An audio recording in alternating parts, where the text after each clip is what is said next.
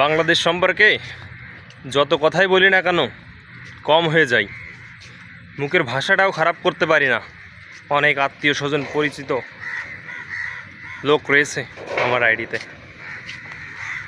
তারপরেও বলি ঢাকা শহরে বর্তমান দেখা যাচ্ছে আবার নতুন করে ব্যাটারি চালিত রিক্সা দুমড়ে মুচড়ে ভেঙে দেওয়া হচ্ছে।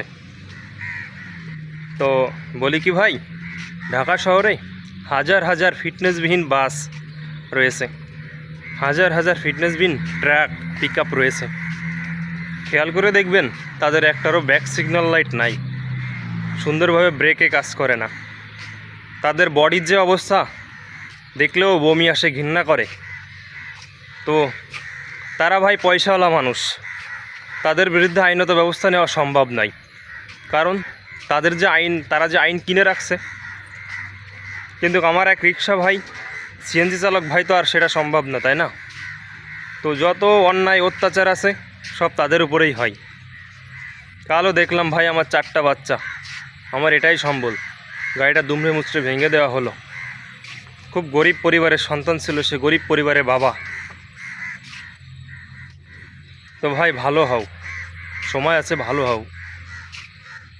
অত্যাচারী একটা গেল তো আর একটা আসলো, এটা কোনো আইন না, এটা কোনো প্রসেস না।